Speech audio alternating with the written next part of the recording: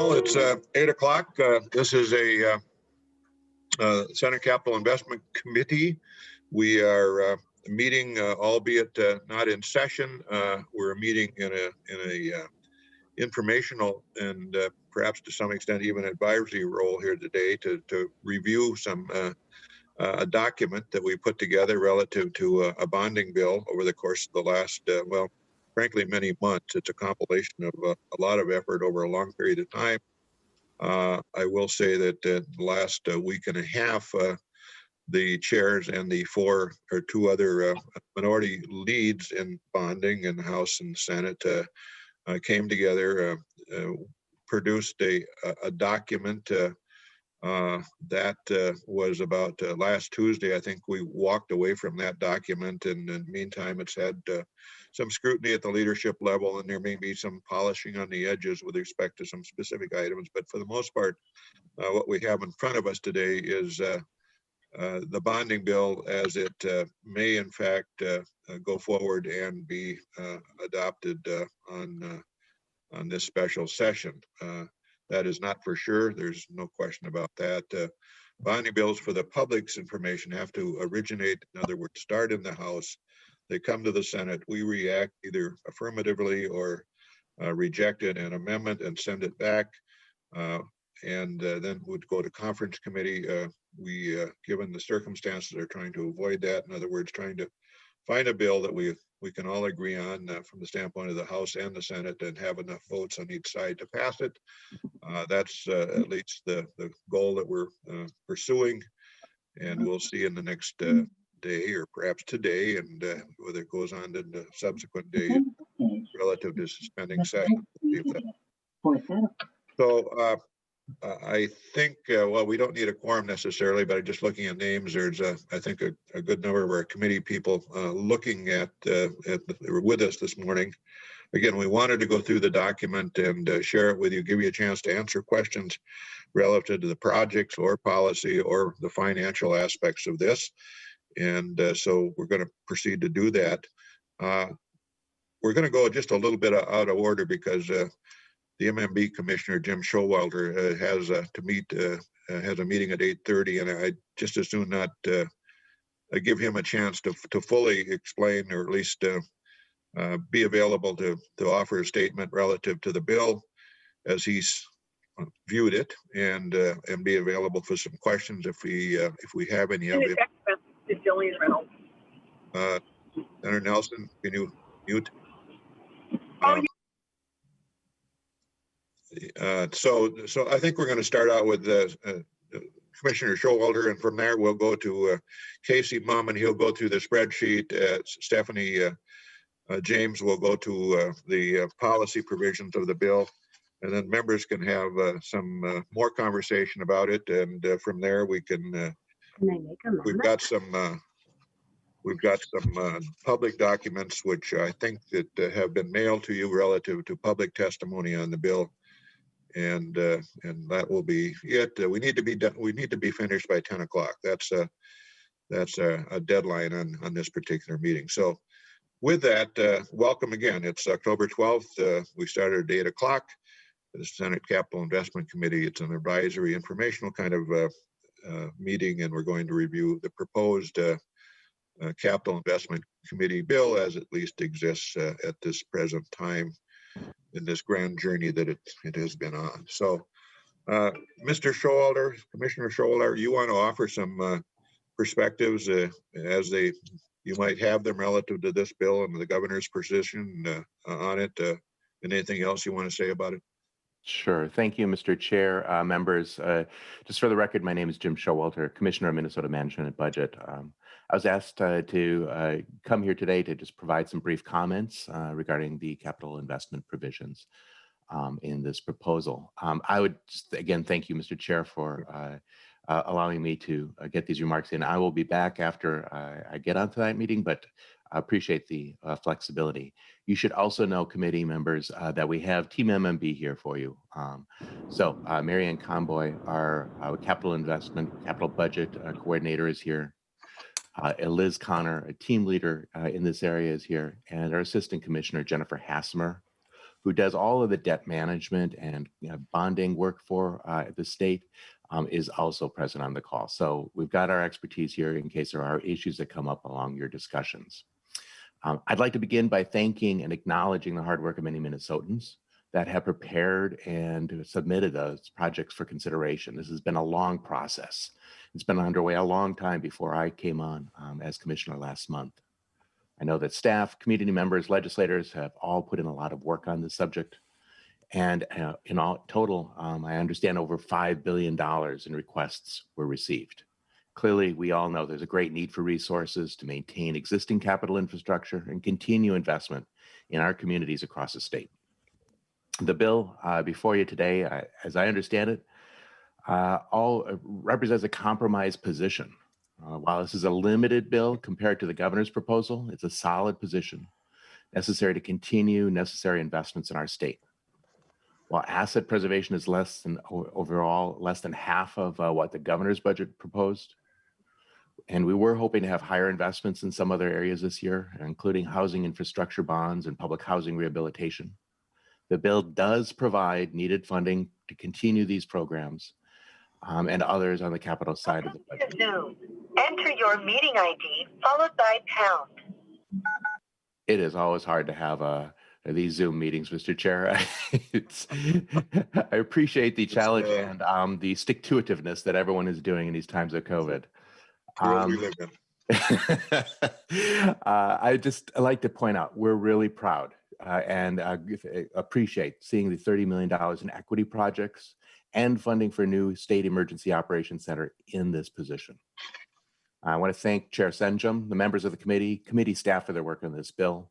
Through compromise and passing a bonding bill now, we can maintain critical infrastructure and take care of our capital needs before they become more expensive down the road.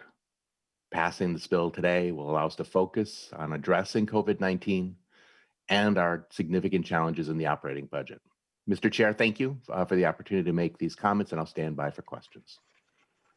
Thank you, Commissioner Showalter. Anyone have any questions of the commissioner at this point? Senator Pappas.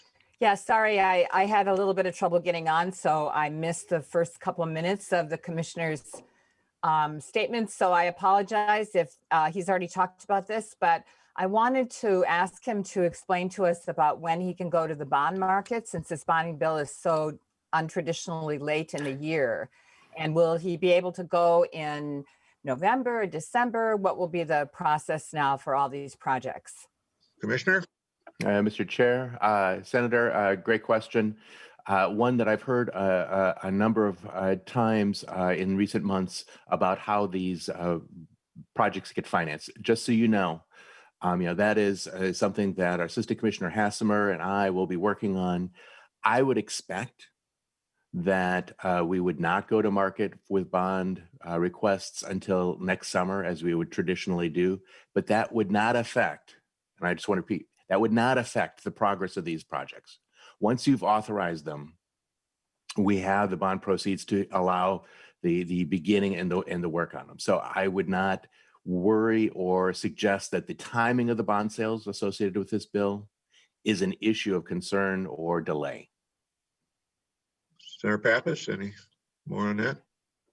Yeah, I think you mentioned to me that when I spoke with you briefly yesterday that you had a kind of enough in reserve of bonds you'd previously sold. Is that the situation, and that you can advance money to these projects? So you don't sell, explain to me, you don't sell the bonds for a specific project, you just sell bonds in general. Commissioner?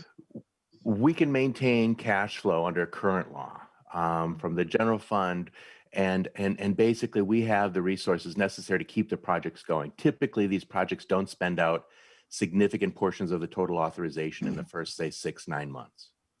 Typically, that's where you're getting the architects going, that you're getting the pre-agreements going. So the cash out the door is actually relatively small. That gives us time enough to get to the usual sale where we would actually sell for the projects at hand. So the current authority that the legislature has already set up in previous sessions gives us the authority to basically advance cash so that we can keep things going and and probably, and I would expect, maintain our usual bond sale schedule.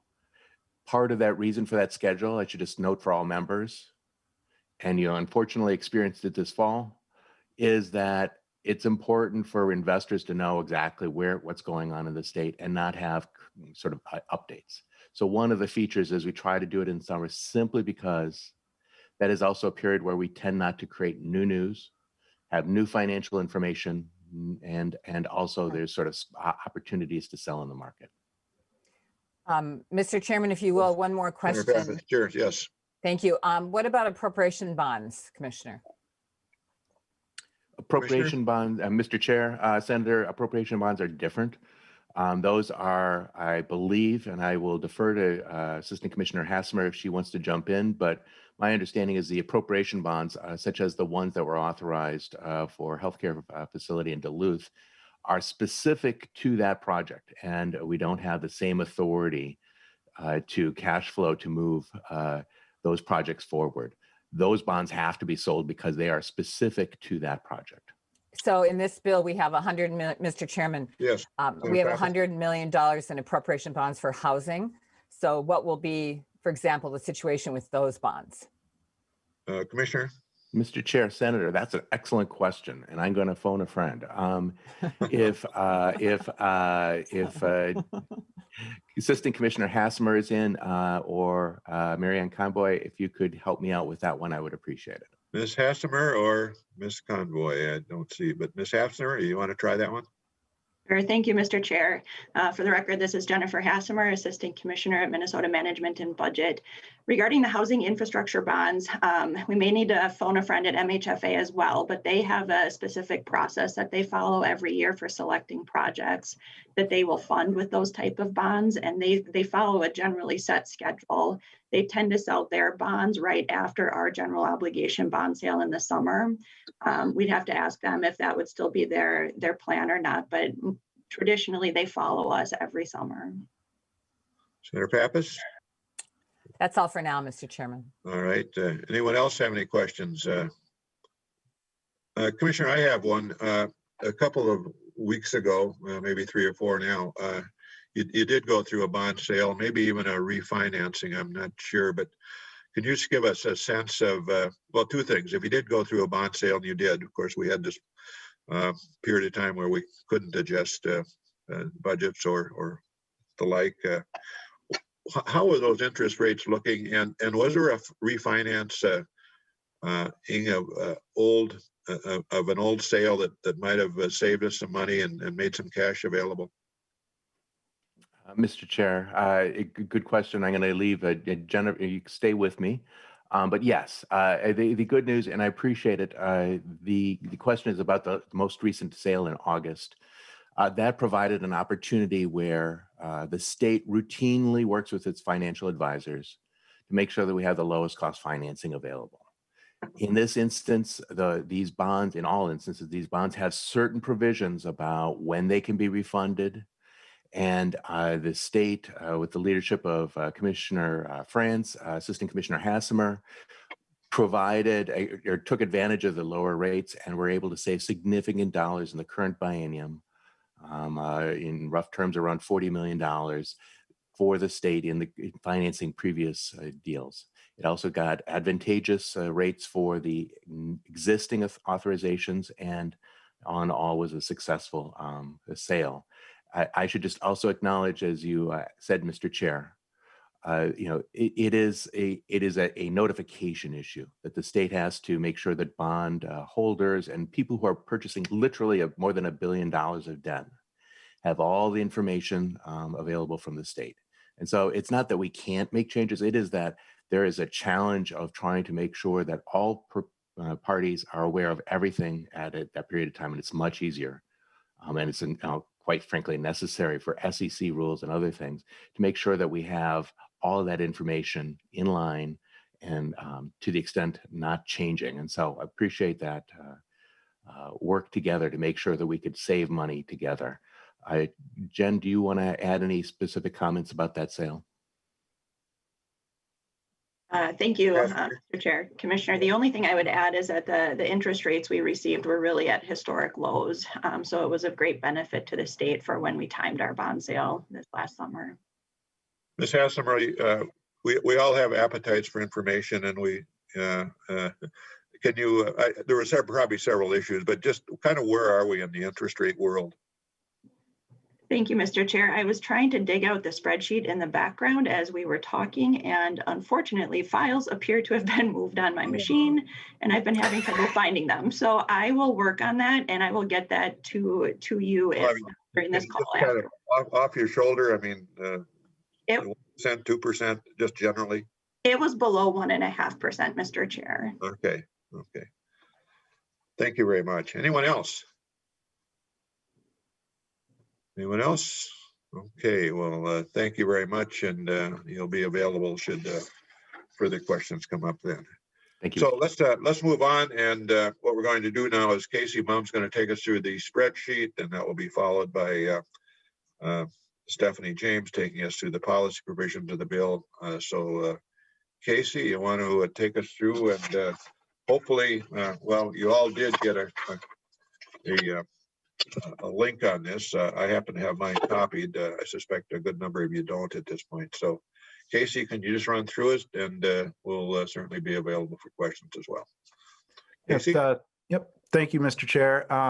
I'll just go through from the top straight through. So if you've got it in front of you, it starts with the University of Minnesota.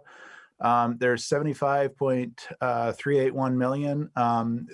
Roughly 38.5 million of that is for asset preservation. This also funds the A.B. Anderson Hall renovation at the Duluth campus. A little bit of planning money, I believe, for the chemistry lab at the Twin Cities campus, and 29 million for the child development building at the Twin Cities campus. Minnesota State receives 90.8 million. 76 million of that is in general obligation bonds, and another 15 million would be self-financed by the university system. 45 million or 46.347 million is for asset preservation. The bill funds the Anoka Ramsey Community College nursing and business classrooms at 16.3 million. 990,000 for the Metro State Management Education Center, 26.6 million for the Normandale Community College project, and 635,000 for Pine Technical and Community College in Pine City. In the education section, there's 3.951 million.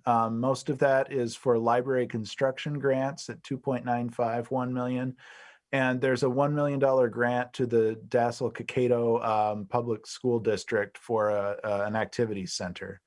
The Minnesota State Academies in Faribault is receiving $8.98 million. 3.15 million is for asset preservation, and 5.83 million is to redesign or to design and construct the security corridor. The Perpich Center on line 39 has $750,000 for asset preservation. Jumping ahead to page 2, the DNR total is on line 41. It's 104.42 million. 20 million of that is for asset preservation. And of that 20 million, 5 million is for the hoist at the Sudan Underground Mine State Park.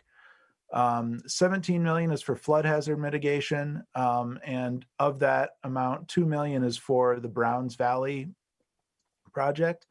The 2 million is for the mine complexes on line 50. 20 million is for dam safety and reconstruction. Most of this is earmarked for the Lake Bronson Dam at 18 million. That's on line 53. 3 million is for state park and recreation area accessibility. 5.8 million is for the Lake Vermilion Sudan Park. 1 million is for the Forests for the Future program. 1 million is for community tree planting grants. 1.7 million is for the Blazing Star Trail stretch from Albert Lee to Hayward. $650,000 is for the Oberstar Trail in Pine County. $1 million is for the Veteran State Trail near Camp Ripley. $2 million is for the Heartland State Trail, various stretches. And $2 million is for the Heartland Trail connection to Itasca State Park. The rest of the appropriations in this section are grants to local units of government. $6 million is for the Lake Billsby Dam in Dakota County. 1.5 million is for the city of Ely's trailhead. 3.1 million is for lake restoration in the city of Hutchinson. 587,000 is for, well, there are two appropriations to Lake City for various projects on lines 82 and 83. 260,000 is for an improvement project in the city of Lakeville. 7.2 million is to the city of Mankato to stabilize the riverbank that's eroding. 375,000 is for Otter Tail County. There's a trail connection. 2.5 million is for the Cascade Lake Park improvements in Rochester. 950,000 is for the Voyagers ATV Trail in St. Louis County. 600,000 is for the McMahon Lake flood mitigation project. 1.1 is for a trailhead in Silver Bay, and 2 million is to the city of Winona for the Riverfront Trail. The next section, starting on line 101, is the PCA. There's $59.5 million appropriated here. 1.3 is for the closed landfill project in Brookston.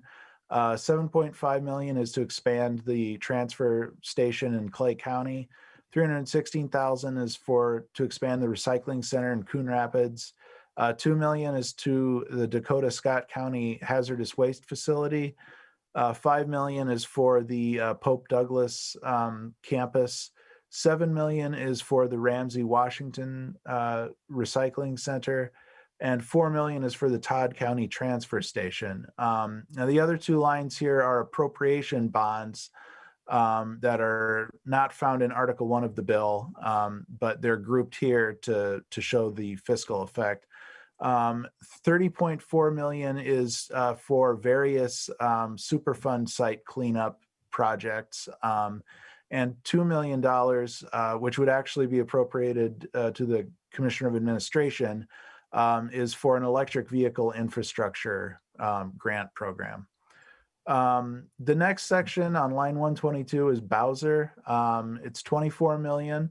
15 million of that is for local government roads wetland replacement. And there's an additional $8 million in general fund spending for that program on line 124.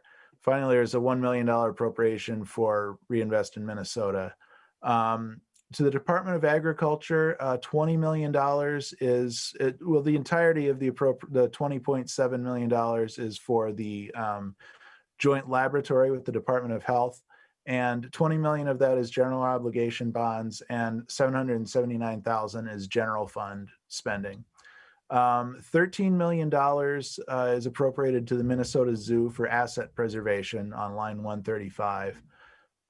Moving on to page 3, the Department of Administration, there is $4.5 million for capital asset preservation and replacement, $170,000 for the demolition of the Ford building, and $100,000 to bring the state office building tunnel into ADA compliance. On line 148, again, these are appropriation bonds. It's $15 million for a grant program for public TV stations to acquire capital. On line 150 is the Amateur Sports Commission. It's a little over 6 million. 837 of that is asset preservation at the National Sports Center. 2 million is for the Mighty Ducks grant program. $3 million is for a maintenance facility at the National Sports Center, and $250,000 is to is for a newly established grant program for skate parks. On line 158 is the amount for military affairs, 24.5 million. 1 million is for the Rosemount Armory. 3.1 million is for Marshall. 5.3 million is for Moorhead. 2.1 million is for Fergus Falls, and 13 million is for the Military Museum, which is located at Camp Ripley, or will be located. It is located at Camp Ripley. Line 164 is the amount for public safety. It's 50.3 million.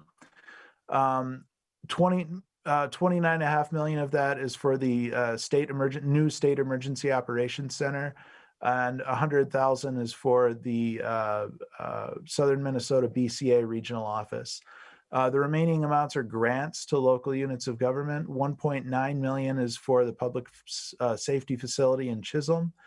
4 million is for the police department expansion in Crystal. 1 million is for the South Metro Public Safety Training Facility in Edina. 3.5 million is for the North Metro Range in Maple Grove. 800,000 is for the Emergency Training Center in Minneapolis, and 9.5 million is for the Public Safety Facility in Virginia. Moving down to page 4 is the transportation section of the bill. There's roughly $325 million appropriated here. 82 million of that is for the local bridge replacement and rehabilitation program. Of that amount, 52 million is set aside for the Kellogg Bridge in St. Paul, which leaves another $30 million to be used for the program statewide. The local road improvement program is funded at 75 million. 5 million of that is set aside for the township road improvement program, with the remaining 70 being for the overall program. $3 million is for the Safe Routes to School program. $4 million is for the rail service improvement program. $14 million is for the Port Development Assistance Program. And $2 million is for the Greater Minnesota Transit Capital Program. The remaining appropriations are to local units of government. There's $2.7 million for flood hazard mitigation in Albert Lea, $1.5 million for a grade separation in Anoka, $8.4 million for an interchange in Anoka County, and $1.5 million for East River Road in Anoka County. $8 million is for highway improvements to Highway 8 in Chisago County. $4 million is for Diffley Road in Dakota County. $6.5 million is for Douglas Drive and Trunk Highway 55 in Golden Valley. $1.5 million is for pedestrian and bike project in the city of Hastings. $1.8 million is for the Trunk Highway 693-169 reconstruction near Henderson. $1.8 million is for the International Falls Airport improvements. $3 million is for an overpass in Koochiching County. $1 million is for Morningside Drive in McLeod County. $1.75 million is for a regional transit hub in Northfield. $790,000 is for street realignment in Oak Park Heights. $6 million is appropriated for Highway 14, Highway 14 County Road 104 interchange in Olmsted County. $10 million is for a rail grade separation in Red Wing. $1.5 million is to study the I-35 County Road J interchange in Ramsey County. $6 million is for the 77th Street underpass in Richfield. 11.4 million is for improvements to the Rochester Airport. 2.2 million is for pedestrian overpass in the city of Rogers. 5.5 million is for improvements in the city of Sartell. 5.3 million is for Dakota Avenue project in Scott County. 2 million is for a bicycle overpass, pedestrian bicycle overpass in Shakopee. $2 million is for the an interchange in Sherburne County. $14 million is for County State Aid Highway 6 in Sibley County. $5.5 million would be for improvements at the Thief River Falls Airport. $3 million would be for the Manning Avenue interchange in Washington County, and $3 million would be for the Jefferson Drive improvements in the city of Zumbrota. There's an additional $300 million in trunk highway bonds that would be appropriated in the bill, and that starts on line 254. These are all for programs run by MnDOT. $84 million would be for state road construction. $110 million would be for rail grade separation. $58 million would be for the facilities capital improvement program. Casey, can I just stop you there? Yes, Chair. It's probably a point of, over the weekend, we have talked a lot about this one. If a bill does come from the House, it will fund $58 million worth of projects, but it won't be a program. It will be specifically line itemed. So members can just be aware of that. We're not eliminating any projects. We're funding it to 58 million, but we're not calling it a program. So with that, continue on. Yeah, thank you, Mr. Chair. 25 million would be for project development, and $23 million would be for flood mitigation work in MnDOT District 7. The next page starts with the Metropolitan Council, which is being appropriated $88.4 million. $5 million is for the Inflow and Infiltration Grant Program. $5 million is for regional parks and trails improvements, and $55 million is for busway rapid transit capital improvement. The remaining amounts are grants to local governments. $500,000 is for the Rice Creek Regional Trail in Anoka County. $2.5 million is for the Waconia Regional Park in Carver County. $5 million is for improvements to the Greenway, the Veterans Memorial Greenway in Dakota County. $3 million is for the 26th Avenue North Overlook in Minneapolis. $1.8 million is for the Battle Creek Winter Recreation Area in Ramsey County. $1 million is for the Como Park Zoo in St. Paul. $1 million is for the Wakan Teepee Center in St. Paul. $5 million is for the Mississippi Gateway Regional Park, governed by the Three Rivers Park District. And 3.6 would be to complete, or would be for the Lake Links Trail in communities surrounding White Bear Lake. The next section is Human Services, $27.4 million. $8 million of that is for asset preservation. 1.794 is for the sex offender program in St. Peter. 1.75 would be for the large motor activity space. And 10 million is for regional mental health center crisis center grants. And the other two are appropriations to local governments.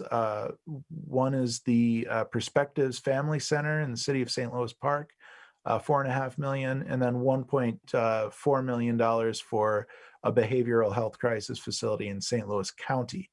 The Veterans Affairs section has $6.75 million.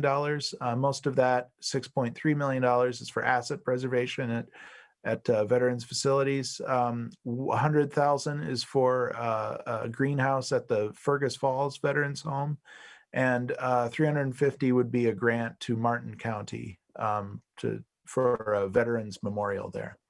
On line 306 is the amount for the Department of Corrections. It's about $44.5 million. 25 million of that would be asked for asset preservation. 800,000 would be for fire suppression work at St. Cloud.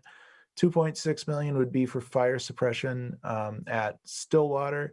2.6 million would be for a sewer system at the Togo facility. 954,000 would be for a renovation project in Faribault. And 1.877 would be for communications equipment at the Willow River facility. 3.25 million would be a grant to the Arrowhead Regional Corrections Joint Powers Board for the Northeast Regional Corrections Center. 2 million would be for the Carlton County Regional Corrections Center. A little over 2 million for the Martin County Justice Center. 750,000 to improve the Winona County Jail. and $2.5 million for the Prairie Lakes Recreation Center in, I believe it's Kandiyohi County. On the next page is the Department of Employment and Economic Development, and the total is about $160 million. 8.2 of this is for the Greater Minnesota BDPI program. 1.9 million is for the Innovative Business Development Public Infrastructure Program, and 2.9 is for the Transportation Economic Development Infrastructure Program. 450,000 would be for transfer to the Minnesota state system for the Minneapolis Community and Technical College. And 642,000 would be for asset preservation at the South Minneapolis Career Workforce Center. The remaining appropriations are grants to local governments. 5.6 million would be for the Runestone Center in Alexandria, a little over 4 million for public infrastructure in the city of Annandale. 20.5 million would be for a business park infrastructure outside the city of Becker. $1.85 million would be for the Becker County Museum. A little under $3.5 million would be for the Mississippi Point Park improvements in Champlin. $8.7 million would be for the phase 3 of the Chatfield Center for the Arts. 1.2 million would be for the Mississippi Riverfront development in Cohasset. 895,000 would be for the city of Crookston Colburn property redevelopment. The North Home Avenue Bridge in Deep Haven has $750,000. $13.5 million would be for the city of Duluth's seawall project. $204,000 would be for the Lake Superior Zoo. $1 million for the city of Ellsworth's City Hall. $1 million for public building improvements in Eveleth. $1.75 million for the Riverfront Corridor in Fergus Falls. $5 million for the Itasca Recreation Association Center in Grand Rapids. $2 million would be for the improvements to the city of Hastings City Hall. $1.7 million is for the Avivo campus in Hennepin County. $1.3 million is to the city of Hibbing for the Windows to the World program or project. $5 million is for Community Recreation Center in Litchfield. Minneapolis has $8.5 million for the Storm Tunnel and $12.5 million for an outdoor performance venue. $300,000 is for the city of New Ulm's amphitheater. $2 million is for Caswell Park improvements in North Mankato. $3 million is for Big Island Park in Orono. $250,000 is for a dental facility in Pipestone County. $5 million is for the Plymouth Creek Center in the city of Plymouth. $500,000 would be for a multi-use center in Proctor. The Oval in Roseville would receive $3.9 million. $10 million would be to expand the MAC in St. Cloud. $4 million would be for the Jacob Wetterling Center in St. Joseph. $1.5 million would be for the Heritage and Arts Center in St. Louis County. $1 million would be for the Victoria Theater in St. Paul. $500,000 would be for the Mung Plaza in St. Paul. $750,000 would be for the Humanities Center, and $850,000 would be for the Playwrights Center, both in St. Paul. $750,000 would be for an electrical project at the Steele County Fairgrounds. $1.3 million would be for an access road in Wadena. $4 million would be for the Lake Effect Boardwalk project in Wayzata. $6.75 million would be for the Western Lake Superior Sanitary District. $160,000 would be for street improvements in the city of Willerny. And $1.4 million would be for the Wright County Dental Center. On page 7 is the Public Facilities Authority appropriations. The total for the PFA is just a little over $269 million. $25 million is for state match for revolving loan programs. $44.5 million is for point source implementation grants. And on line 400 is 55.5 million for the water infrastructure program. That's split between clean water infrastructure at 33 million and drinking water infrastructure at 22. The remaining amounts are grants to local governments, $2.5 million to the city of Albertville, 500,000 to the city of Arden Hills, $5 million to the city of Aurora, 7.45 to the city of Austin, a little over 10 million for the city of Bemidji's wastewater plant, $1.5 million to the city of Buell, $7 million to the city of Caledonia, $1.7 million to Chisago County, $4 million to the city of Deer River, $750,000 to the East Itasca Joint Powers Board, $2 million for the city of Floodwood, $8 million for the city of Foley, $5.75 million for the Lincoln Pipestone Rural Water System, $650,000 and another $1.25 million for projects in the city of Mahnomen. $3.5 million for the city of Melrose, $650,000 for the city of Mendota, $2 million for the city of Newport, $24 million for the city of Orinoco, $13 million for the city of Randolph, $5.5 million for the Red Rock Rural Water System, $1 million for the city of Rice Lake, $900,000 for the city of Royalton, $1.7 million for the city of South Haven, $2 million for improvements in the city of South St. Paul, $1.5 million for Spring Park, $7.5 million for Twin Lakes Township, $11.5 million for the city of Two Harbors, almost $8 million for the city of Vernon Center, $858,000 for the city of Waldorf, and $2.2 million for the city of West St. Paul. On line 444 is the amount for housing. It's $116,000. $16,000 of that is public housing rehabilitation, and then $100 million would be in appropriation bonds for the housing infrastructure bonds that are administered by MHFA. The Historical Society gets $3.1 million. 2.35 is in asset preservation at historic sites, and $750,000 would be to grants for county and local historic preservation. On the next page, on line 455, is $30 million, and this is in general fund spending for what are commonly referred to as equity appropriations. On line 458 is $2.6 million for the American Indian Center in Minneapolis, $2 million for the Indigenous Peoples Task Force in Minneapolis, $3.8 million for the Native American Community Clinic, $3 million for the International Institute in St. Paul, $1 million for Juxtaposition Arts in Minneapolis, $250,000 for the 38th Street Cultural Wellness Center in Minneapolis, $1 million for Baldwin Square improvements in Minneapolis, $2 million for the North American Indian Center in Bemidji, and $1.4 million for the Victoria Theater in St. Paul.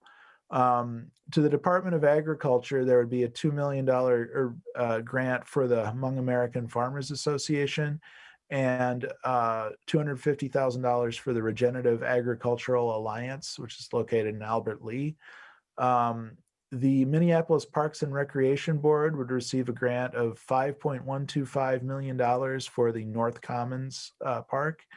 And lastly, there's $5.75 million for the Red Lake Band of Chippewa Indians for a family and child building.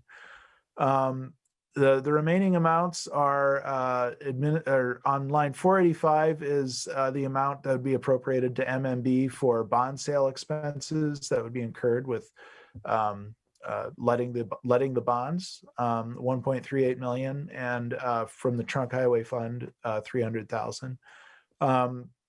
There are 3 cancellations on lines 490 through 492. 2 of these are just amounts that were on a cancellation report that was produced on January 2nd of this year. And $5 million is canceling a 2008 or 2018 appropriation for the River Center parking ramp in St. Paul. This brings the total amount of appropriations in the bill, which is on line 493, to 1.873 billion. Of that amount, about 1.365 is in net general fund supported debt, and that's on line 501. The remaining page just outlays the debt serviced and overall general fund impact for the bill. And that concludes my walkthrough, Mr. Chair.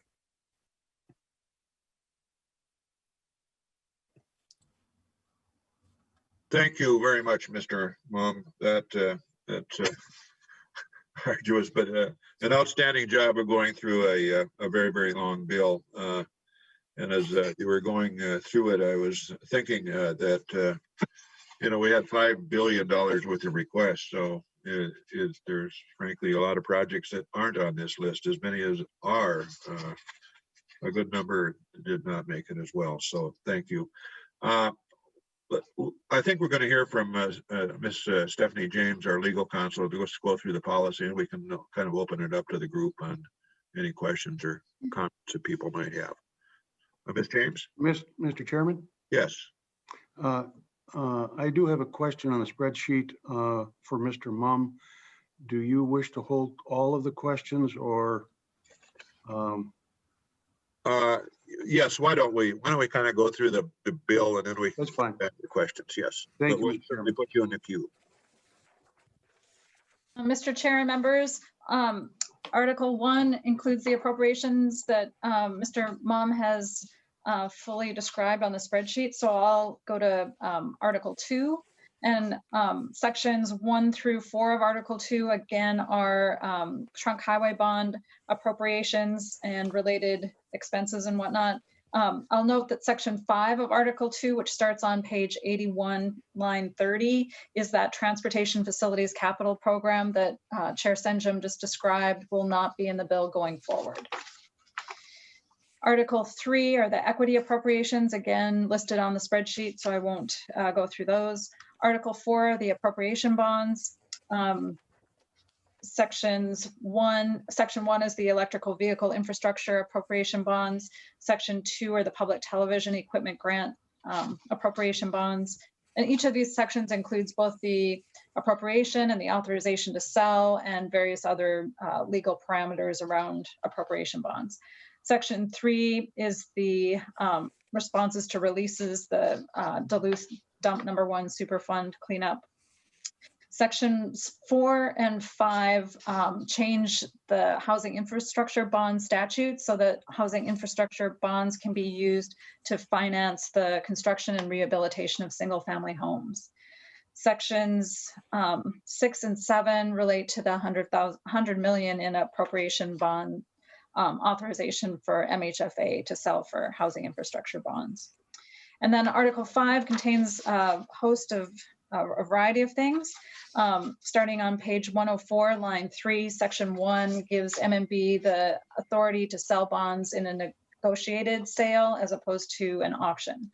Section 2 extends the availability of appropriation bonds that were authorized in 2019 for the Duluth economic development.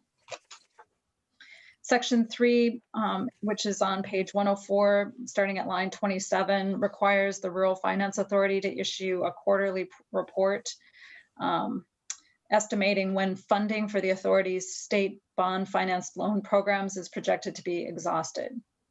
Section 4 that begins on page 105, line 1, is a new Greater Minnesota Child Care Facility Capital Grant Program.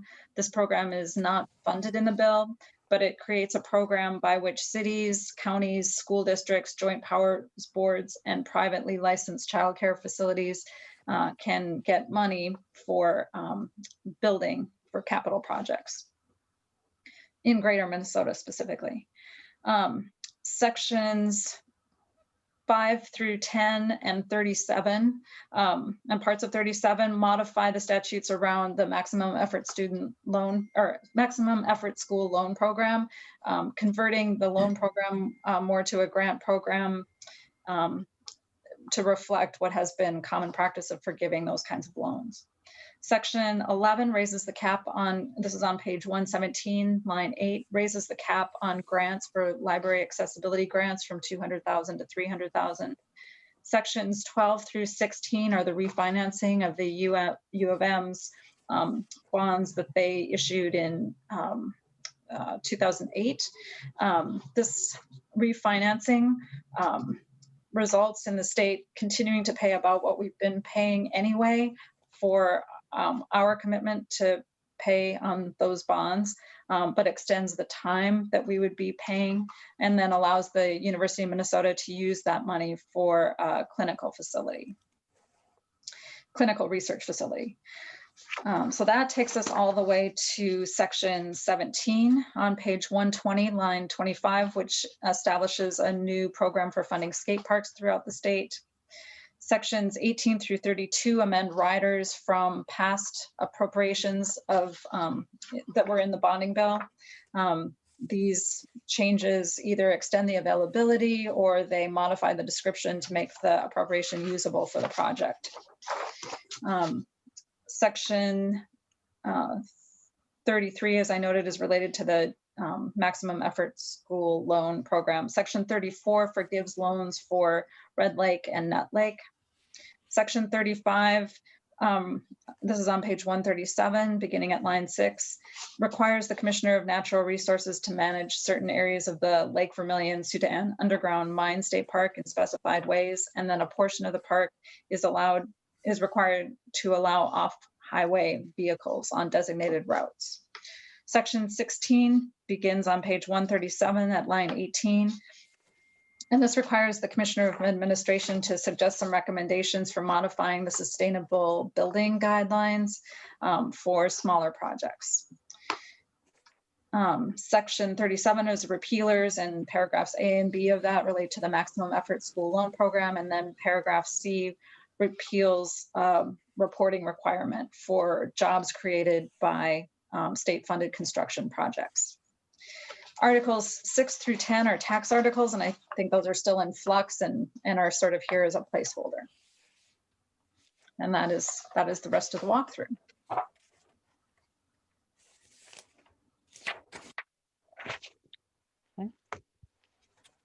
Thank you so much, Ms. James, very much. We can now maybe open up for questions, comments. Before we do this, you know, what we've just gone through was a long process. I will tell you that, and I do not want to forget at all to thank Minority Lead Sandy Pappas for her work in terms of helping us put this together, especially over the last couple of weeks. Her and her assistant Craig Janisich were there, very helpful, and also, although Susie Drew is not here today, she's on a scheduled vacation. Susie was certainly a very much of a part of working again with the House of Representatives, trying to find the middle on some of these projects, and that again, a long, arduous process, but the documents in front of you. So, with that, Senator Newman. Thank you, Mr. Chairman. I have two questions. The first is for Ms. James. On your summary under Trunk Highway Bonds, Article 2, Section 1, you indicate that this permits money appropriated in this article to be used for certain state agency staff costs. Can you tell me what those certain staff costs are? And if not, could you shoot me a memo on that?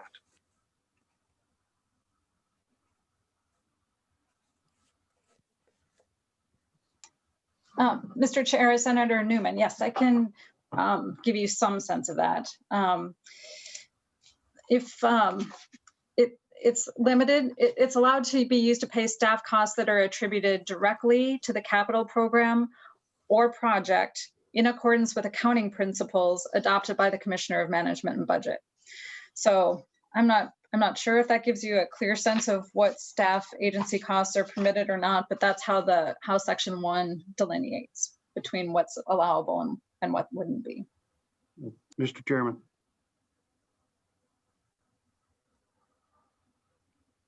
Mr. Chairman, you are muted. Yes, I want to, Mr. Newman or Senator Newman, the follow-up. Yeah, thank you. Ms. James, thank you for that explanation. If you could, when you get a chance, send me a short memo on that, just giving me a little bit more background. I would very much appreciate it. No great rush, just when you have time. Then, Mr. Chairman, I do have a question for Mr. Mumm. Back on the transportation portion, Mr. Mumm, when you went through lines 175 through 188, your audio was garbled. I couldn't hear anything that you were saying. Could you walk through those again, please? Yeah, Mr. Chair, Senator Newman, I apologize for that. I was basically just discussing the totals for the transportation section of the bill, which is $325 million of non-trunk highway fund bonds, 82 million of which is for the local bridge replacement program. And of that 82 million, 52 million is set aside for the Kellogg Bridge in St. Paul, with the remaining 30 million would be available for other projects throughout the state. Did you say through line 181? 188, Mr. 188, okay.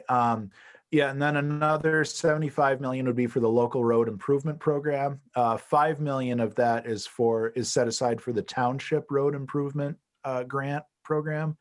So the other $70 million would be available for the larger program. Then $3 million is for safe routes to school.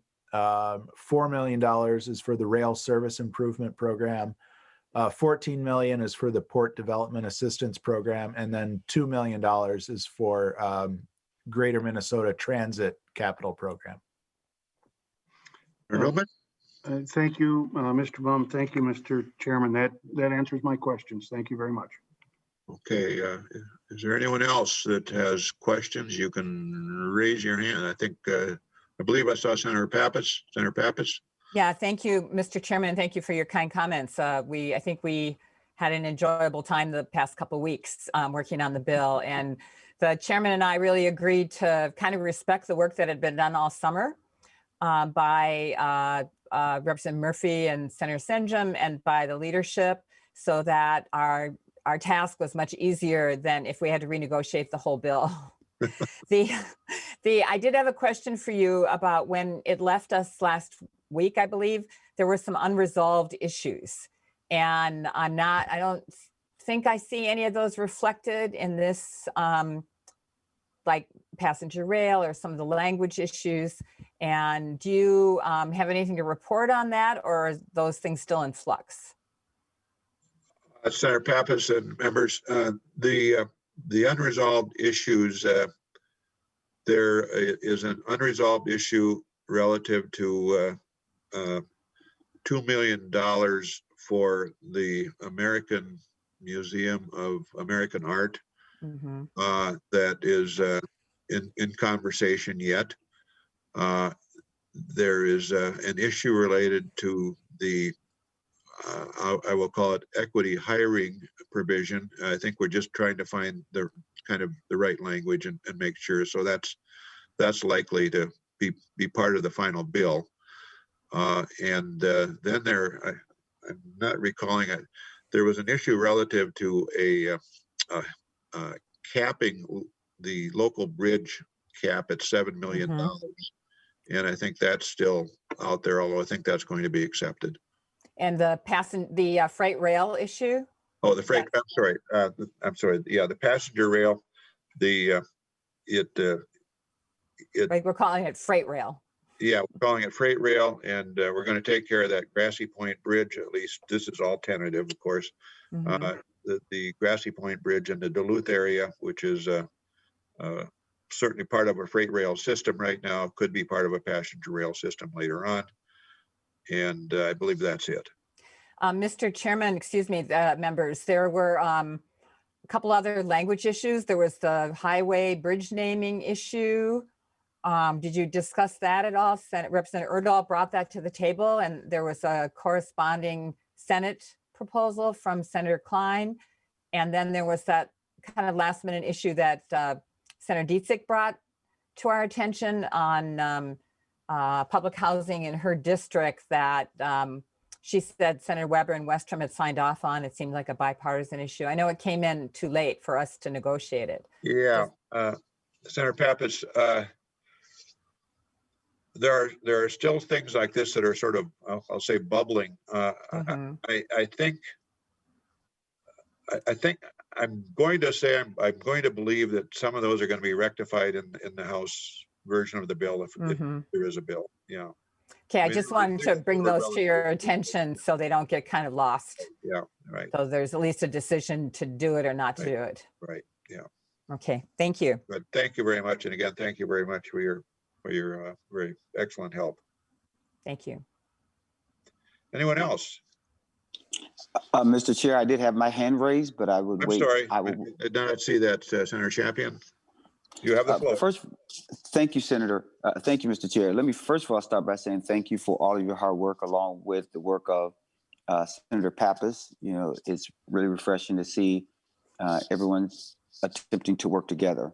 So my first question, Mr. Chair, is clarifying something I need to have clarified.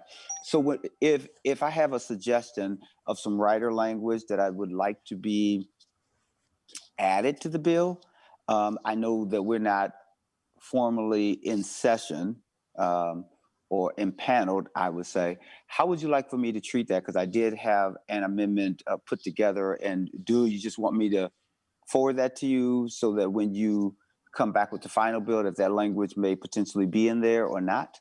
How would you like for me to deal with that? It pertains to North Commons Park. You, Senator Champion, you can do that. I would also suggest that you talk with your House of Representative person in the House and relative to being incorporated over there. So the whole goal, of course, here is not to have a floor amendment on this bill as the House bill comes over. And have it in place as it arrives. So if you could talk, it needs to kind of emanate over there. If you could work that angle, you can certainly send it to me as well, so we have knowledge. So I will send it to you, and I will send it to them over there. I will certainly take your advice on that. Sure. Number two, as you're ruminating some of these things, and I want to openly apologize in advance to our lead, Sandy Pappas, that I didn't have a chance to talk to her any more about this initiative that I hope that you all will continue to think about, which is the firefighters initiative. And as you remember, Mr. Chair, this is the initiative where first responders, even those called firefighters initiative, is really for first responders to be able to come to Minneapolis and have housing for their family if they're going through, treatment or extensive treatment, so that they have some place to stay. It's equivalent to an adult version of the Ronald McDonald House, because we want our first responders, if they're going through traumatic issues, to have some place or some peace of mind for their family and for them to be able to stay. So, Mr. Chair, should I continue to, just gently remind you of that, as well as talk to my House counterpart? Because I really would hope that that's something that we would really consider, because it appears to have bipartisan support.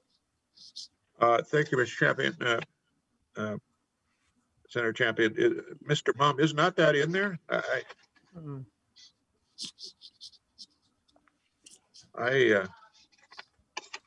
believe that was part of this bill, and looking real quickly. No, Mr. Chairman, it wasn't. I didn't see it, and I don't. I think that there was some question about whether it qualified for bonds. I don't know. I wasn't in our discussion at all, so it was something that wasn't considered last summer.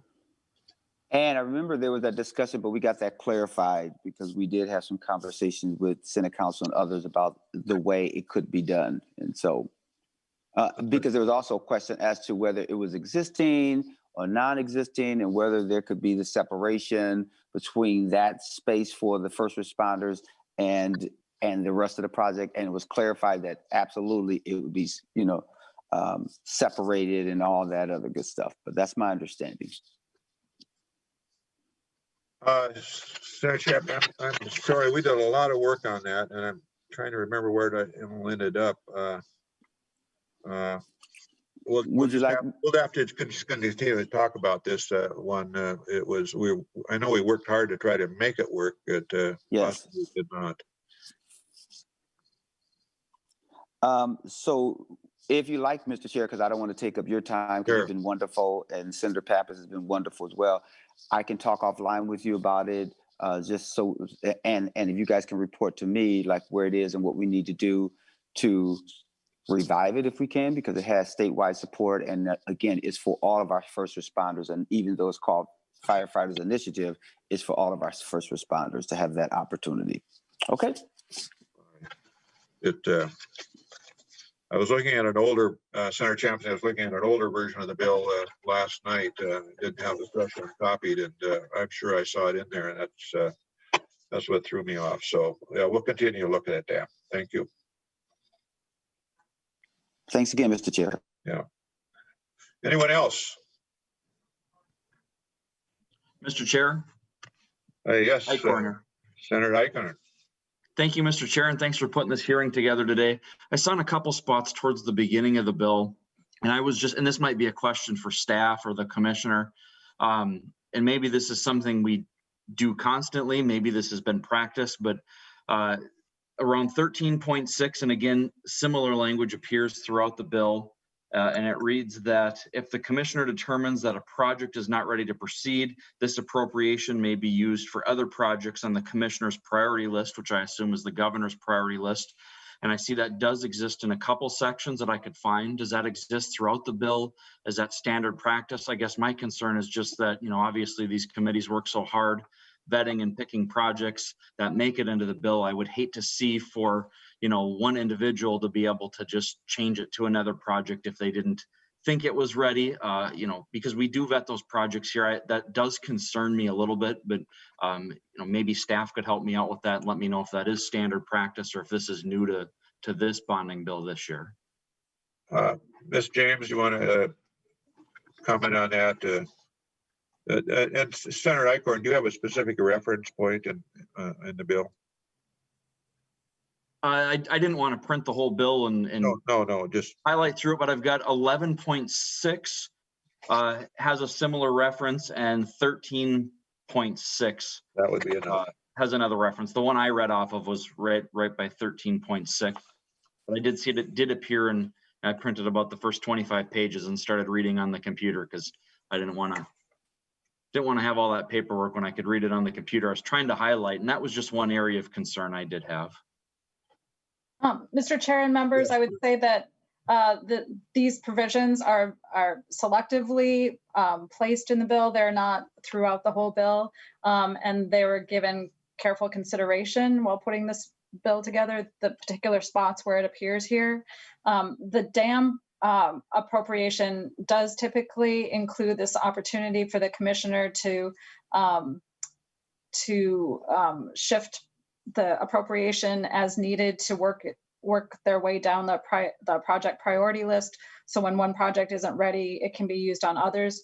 This year, the Lake Bronson Dam is getting at least 18 million of the total 20 million. And I think there's an expectation that the Lake Bronson project may need more than 18 million.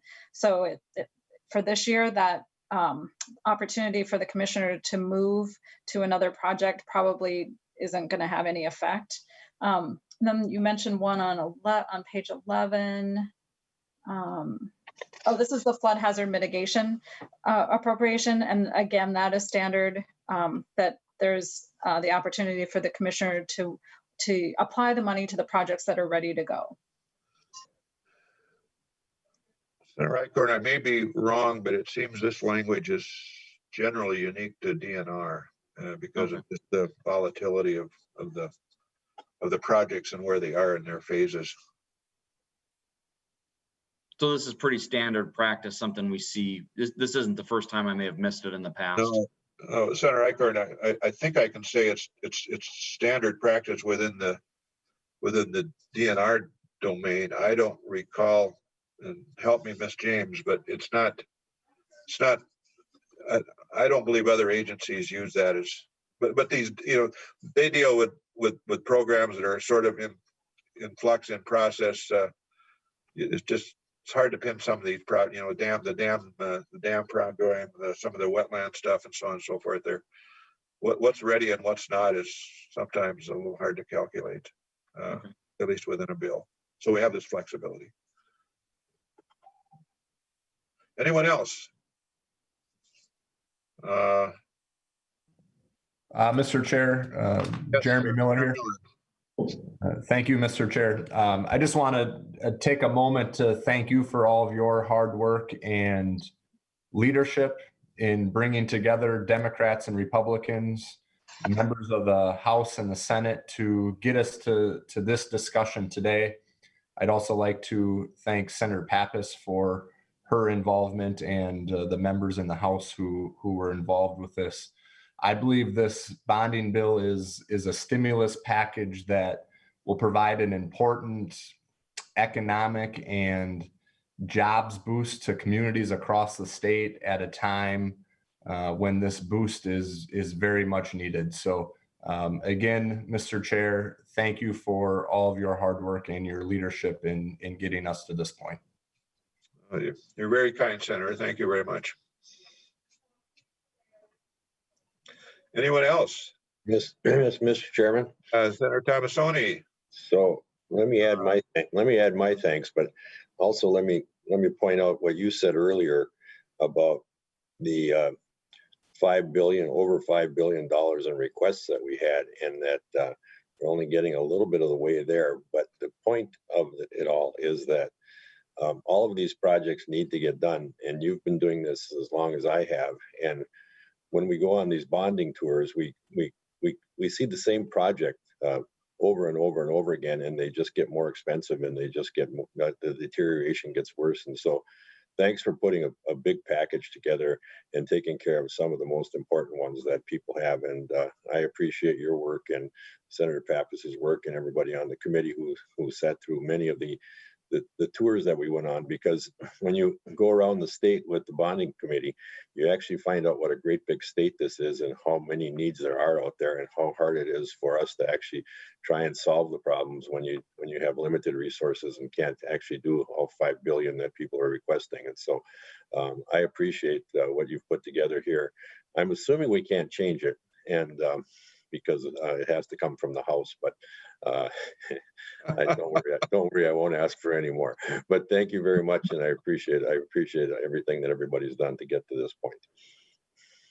Thank you so much, Senator Tomassoni. Yes, we would prefer no amendments on the Senate side here, at least. Yeah. And we're going to have to see, obviously what the House, where that all ends up.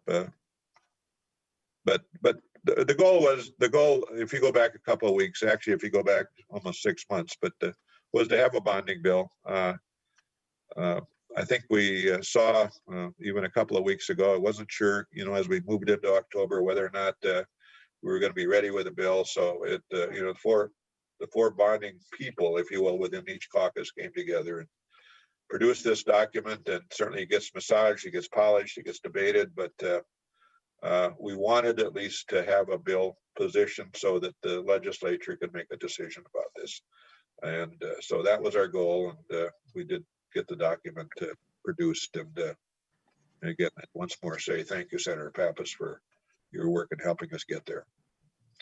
Anyone else? Senator Senjum. Carla Nelson. Nelson, yes. Okay, just want to make sure all my technology was working.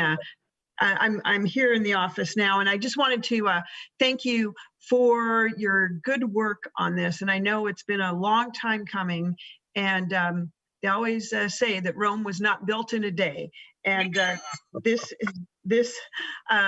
is a clearly an important bill. Our capital investment bills are always important because it's about maintaining, being responsible with the state infrastructure that we already have in place. And they're especially important, this bill is especially important today for that reason, but also because this is a jobs bill. We are in the midst of the COVID pandemic recovery, and our economy has been suffering with a bit of the pandemic fallout. And of course, this capital investment bill in so many ways is that jobs bill that is really going to be that shot in the arm that is going to help our Minnesota economy recover quicker. And I just want to call out a couple items in particular that are so important in that economic recovery.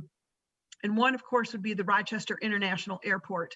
We know that that is more than a regional airport. It is a significant economic impact in our state, and it could never be more important. So I am thrilled that we see here the investment in making sure that airport, particularly that runway 2, is able to operate, continue operating safely. And also, I always think it's a great thing when our state dollars are matched significantly by dollars from other places, as in this particular project. So Senator Senjum, great job at getting this important project off the runway, so to speak. We know it's incredibly important. Also, I would want to mention those amenities that are important as cities grow, as they continue to grow. I'm thankful for the Cascade Park. My district, as you know, is only one without a lake, and we are thrilled to see the Cascade Park further develop. And I thank the city of Rochester for investing early, and for the state for coming in with that. And then, of course, the safety things like, which I know Senator Senjum is right next to my district, I think right over the line into yours, which is that Highway 14 104 interchange, which you have worked so hard on, I think is going to save lives. And so there are many other things in here, particularly I'm thankful for the safe routes to school. We're always glad to see that. And I just thank you, Senator Senjum, for your hard work on this, and for other members on the committee. I know it's been a long time coming. And I'll just close with one last saying: where there's a will, there's a way. And we believe there is a will here, and we anticipate seeing this come over from the House, where we will be able to then take it up in the Senate. So thank you, Chair Senjum. Okay, thank you, Senator Nelson. Senator Osmic noted a desire to speak. Senator Osmic. Yes, not sure if staff can provide any additional enlightenment. There's a new provision in this bill regarding $2 million for charging stations on public property.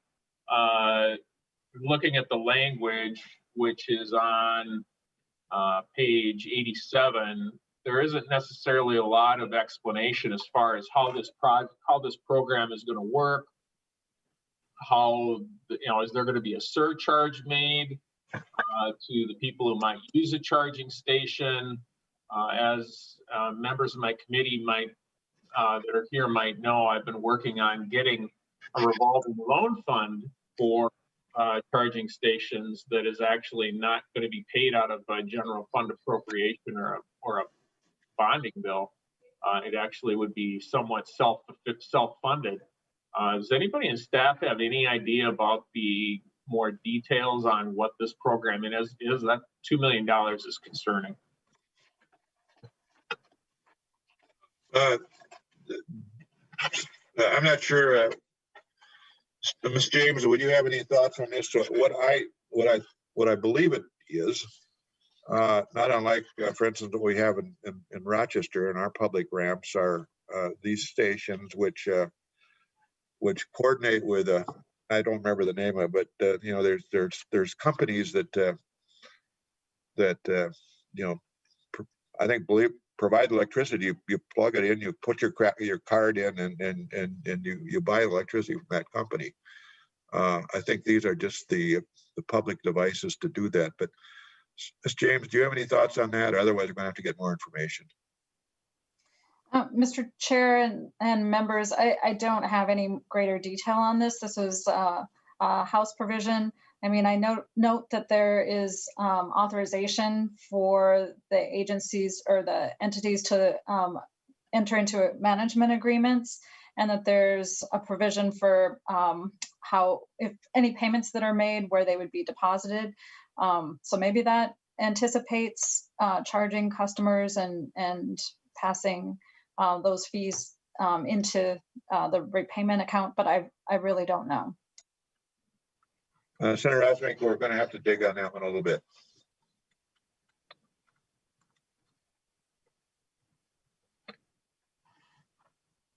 Anyone else? Senator Senjum? Yes. Just want Yes. to take this time to say thank you. The BDPI program is very important to Greater Minnesota. The $8.2 million we funded there is very well needed. I know that fund is getting low, and there's a lot of programs across this, or a lot of projects across the state that will help. That money will help. And then also thank you for the local roads money, the $75 million. That's also very important to Greater Minnesota.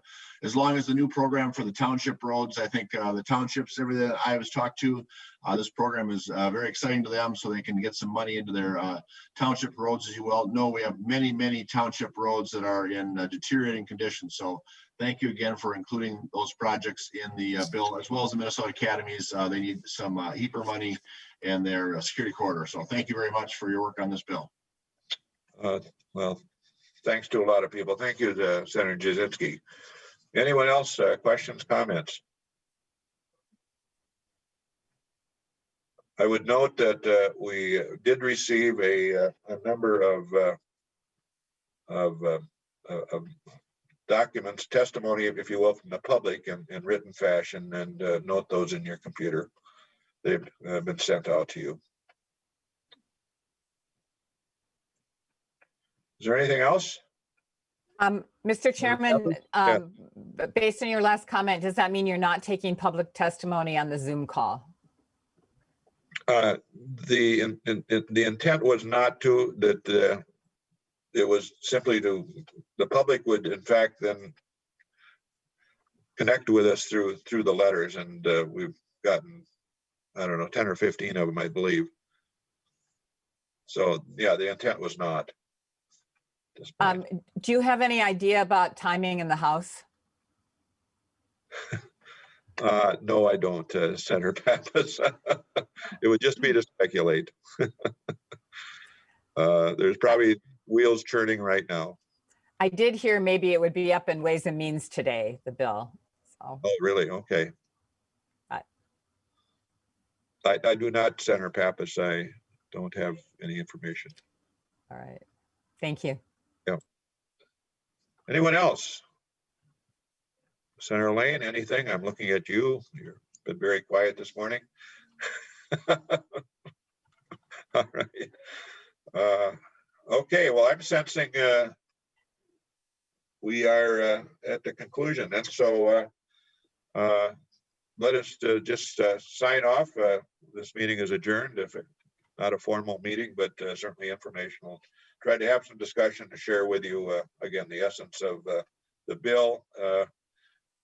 Again, there will be some changes, I suspect, on the bill coming over for the House, if there is one, but not notably. And those changes, I'm sure our respective staffs will be able to share with you. So we'll see you later on the floor. We'll see where this goes. Thank you very much.